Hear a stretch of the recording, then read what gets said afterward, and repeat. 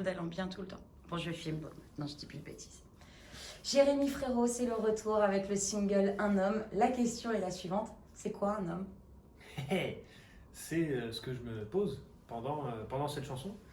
Ça a été le questionnement que j'ai pu avoir pendant 3-4 ans maintenant, depuis en fait la mise en lumière, l'exposition beaucoup plus forte du féminisme. Et tous ces mouvements de MeToo, Balance ton port, tout ça, il y a eu une réelle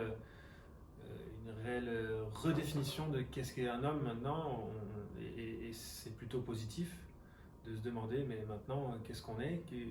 Regardez, on est beaucoup plus que ce qu'on était il y a 20 ans, quand on était un peu instruit au patriarcat, et qu'on nous demandait d'être viril, chef de famille. Maintenant, on est tout à la fois, on peut être une femme même. Donc voilà, c'est tout ce questionnement que je peux avoir dans cette chanson-là, et ça me fait du bien, quelque part. Je pense qu'il y a des gens qui s'y retrouvent pas mal, et voilà, l'écriture est plutôt directe pour pouvoir aussi toucher les gens sans qu'ils réfléchissent trop. Ce que j'avais envie sur tout l'album aussi, et voilà, Un homme fait le passage entre Matryoshka, le premier album, et ce que je vais faire maintenant. Quelle est la première image de ce mouvement de féminisme du MeToo qui vous a troublé au point de vous inspirer une chanson? Du moins de vous inspirer ce questionnement. Déjà, c'est qui on est pour dire non, les femmes ne sont pas égales aux hommes. Pourquoi? C'est quand même dingue. Surtout qu'en plus j'ai eu une éducation où on a mis la femme complètement égale à l'homme, donc l'incompréhension de tout ce qui a pu se passer, de tous ces petits non, mais de tous ces hommes qui ont pu faire tout cela, j'ai eu du mal avec l'amalgame les hommes sont ça. J'ai trouvé que c'était faux, donc c'est pour ça aussi que la chanson existe, de dire non, c'est pas vrai, il est ça et ça et ça et ça, on n'est pas tous comme ça, on n'est pas tous des porcs. Et donc le féminisme en soi, je suis complètement à fond là-dedans. Un homme peut être féministe aussi. Sans rentrer dans votre vie privée, le fait d'être papa et d'avoir une compagne aussi, ça change le point de vue d'un homme, de l'homme que vous êtes? Sans entrer dans votre vie privée, bien sûr. Je pense que c'est plutôt avoir un enfant qui fait ça. C'est plutôt comment je vais l'éduquer qui me fait poser ces questions-là aussi. Est-ce que je vais lui donner une éducation virile? Est-ce que je vais lui donner une éducation stricte? Est-ce que je vais le laisser faire? C'est plutôt ça que je vais faire d'ailleurs. Je vais le laisser faire. Et peu importe ce qu'il est, ce qu'il sera, ce qu'il aura envie d'être, c'est mon fils. Et voilà, aujourd'hui on est un humain, et le genre ne compte plus trop. On a découvert un homme. Qu'est-ce qu'on va avoir sur le reste de l'album? Il faut nous donner quand même des petits grains. On part sur quel genre de thématique? Quelle va être la différence avec le précédent, avec Matryoshka? Il va être beaucoup plus chaud dans le son, mais aussi dans les paroles, ce que je disais tout à l'heure. Et ça va être de l'écriture très, très directe, très premier degré, où je parle de joie, mais aussi de peur, mais qui m'aide à aller vers du positif. Ça parle d'un bar à vin. Ça parle de soirées qu'on peut faire avec des copains, des copines. Ça parle de rassemblement aussi.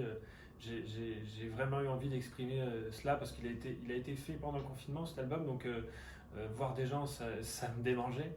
Et du coup, je me suis vachement inspiré de ça. Du rassemblement, d'une musique très couverture, j'appelle ça, tu sais, où on se sent hyper bien, et en même temps on peut mettre ça en fond sonore d'une soirée et on se sent aussi hyper bien, on peut danser. Ça parle de sexe aussi, ça parle de vraiment tout ce que j'ai pu voir en fait à la maison, tout ce que j'ai pu attraper comme ça, et mis sur une feuille, les discussions que j'ai pu avoir aussi avec Laurent Lamarca, Vincha et Ben Mazué, qui sont les auteurs avec qui j'ai travaillé. On a écrit des chansons par Skype. Donc finalement, tous les sujets de notre maison existent. Il y a une chanson qui s'appelle Mon refuge, qui parle de ça, qui parle de l'endroit où je vis, avec qui me fait du bien. Voilà, c'est tout cela que j'ai pu mettre dans l'album. Ouais. Comment dire, être rassuré, c'est surtout ça que j'avais envie d'écrire. Quand vous pensiez au prochain album après Matryoshka, on ne savait peut-être pas encore qu'on allait être en confinement. Ouais. Est-ce que c'était ces thématiques que vous pensiez aborder ou est-ce que vraiment c'est cette crise sanitaire qui a changé? Non, c'est pas la crise sanitaire, mais je pense que ça m'a bien aidé quand même quand j'ai été chez moi. Généralement, quand j'écris des chansons, je reste pas chez moi parce que pour bien expliquer quand même que c'est mon travail. Donc, et écrire chez soi, des fois, on est quand même perturbé. Mais les thèmes, c'était pas forcément des thèmes que j'avais envie d'aborder, c'était plutôt la manière de le dire que j'avais envie de changer. Et donc, changer aussi la musique par la même occasion. C'était beaucoup plus mélancolique le premier, un peu plus triste parce que j'étais comme ça aussi. Je me cherchais aussi. Et puis là, être heureux, être avec les gens, l'envie de rassembler, de se toucher, enfin, ça c'est quelque chose que je suis maintenant et donc j'avais envie de le raconter, mais c'était vraiment la façon de le raconter qui a changé, beaucoup plus direct, beaucoup plus simple. Alors nous, on n'est pas musiciens, on n'est pas artistes. Quand on est confiné et qu'on enregistre un album, vous l'avez dit, vous écriviez par Skype, mais ça se passe comment la création? On n'est pas en studio, on n'est pas dans la manière habituelle de travailler. Alors comment ça se passe? Bah, on doit passer quand même par un studio à un moment donné, hein. Surtout pour moi, parce que les compositions, c'est les réalisateurs qui ont fait ces compositions. J'avais besoin d'autres compos, j'avais pas envie de faire mes compos à moi parce que c'était pas le style que je voulais. Et donc ils m'ont envoyé leurs compos à eux, ils ont fait ça dans leur studio, donc c'était déjà qualité de studio. Et puis après, il a fallu que moi, je travaille beaucoup plus sur les voix, comment placer les mots, avec quel effet. Ça a été un gros travail. Et je l'ai fait chez moi, dans mon home studio, avec un MacBook de 2012. En clavier QWERTY avec GarageBand que je pouvais pas mettre à jour parce que en fait je m'étais fait voler mon Mac avant le confinement, donc je savais plus rien, donc il a vraiment fallu que je passe par un studio quand même pour que ça soit tout nickel et qu'on soit très, très content de tout cela et voilà, ça a été cet été-là, l'été 2020, que j'ai pu enregistrer tout bien correctement. Et cette nouvelle manière de travailler, c'est pas un peu... Il y a eu beaucoup de changements, c'est du changement, mais il y a des points positifs aussi où on n'est pas tout le temps en train de se monter la tête, de se polluer, de donner des idées alors que l'idée que tu as en tête, elle n'est pas finie, donc tu ne l'as pas encore donnée, mais alors, et déjà tu as une autre idée de quelqu'un d'autre. Quand on est comme ça dans des sessions d'écriture, ça se passe comme ça. Alors c'est très productif, il y en a beaucoup, beaucoup. Chez soi, quand on est tout seul, bah, du coup, l'idée elle mûrit, elle sort correctement, et du coup on peut l'envoyer correctement à quelqu'un d'autre. Ça met beaucoup plus de temps, il faut beaucoup plus de mots parce que c'est à se parler et on a moins le ressenti de la pièce. Mais c'était assez intéressant aussi de pouvoir le faire comme ça. Alors en tout cas, on a pu découvrir qu'on pouvait bosser à distance. Je le ferai plus jamais, j'espère. Quand même, la musique c'est quelque chose qui se partage. Pour moi en tout cas, donc je le ferai plus jamais, mais s'il y a une bêtise de faite dans le monde encore, on pourra le refaire. C'est pas troublant de se dire que pour l'instant, on ne pourra pas jouer sur scène? Parce que c'est votre métier, c'est votre travail, il faut que les gens comprennent que c'est aussi le travail, quoi. Mon travail, c'est de monter sur scène, clairement. Aller en studio, j'aime le faire, mais c'est vraiment pour écrire des nouvelles chansons et créer un nouveau spectacle. Pour l'instant, on ne sait pas ce qui va se passer, mais je perds pas du tout espoir. J'ai envie de monter sur scène, quand j'ai chanté ces chansons en studio, je m'imaginais clairement être sur scène et avoir ce côté fédérateur. Donc j'ai des idées souvent qui viennent de scène. Et je discute avec les intermittents du spectacle avec qui je travaille. Et en attendant, de combler tous ces vides scéniques. Et je travaille beaucoup sur les clips. Je vais en faire plus qu'avant. Je travaille sur des captas live aussi. Et du coup, on travaille avec les intermittents du spectacle. En fait, j'aime cette idée de me dire, je leur donne la possibilité de travailler sans la scène. Je diffuse dimanche. Yes. Le titre est sorti mercredi. Ouais. Vous êtes rentré partout en radio. Vous avez beaucoup de promos. Est-ce que c'est rassurant, juste de se dire, ouais, c'est bon, les gens aiment mon titre. Est-ce que c'est rassurant de se dire, c'est bon? Ou est-ce qu'on a un petit coup de panique au début, genre est-ce que je suis attendue, est-ce que je suis pas attendue? J'ai pas eu cet effet-là de est-ce que je suis attendu ou pas. J'ai eu un effet de j'ai besoin que ça sorte en fait. Ça bouillonne, c'est prêt depuis tellement longtemps que j'ai envie que les gens l'écoutent, qu'ils me donnent leur avis. C'est une des premières fois que j'arrive avec un thème actuel et avec avec pas mal de fond quand même. Ce que j'avais pas fait avant, où je parlais vraiment plutôt de moi, de ma vie personnelle. Là, je parle d'un sujet où il y a quand même pas mal de fond. Donc, j'avais pas forcément peur. Je savais que ça allait faire un peu de bruit. Est-ce que ça allait marcher? Je sais pas. Mais je savais que ça allait faire parler en tout cas. Et après, ouais, j'ai tellement la niaque, tellement envie de faire de la musique en ce moment que je me suis jamais dit j'ai peur que ça marche pas ou quoi. Je vais tellement donner que finalement je serai pas déçu. J'aurais tout fait pour que ça fonctionne et que ça arrive aux oreilles des gens et que ça fasse réagir. Plus qu'un travail, c'est un échappatoire complètement là. Là, on en a besoin là. Ah là, ça a été un vrai échappatoire.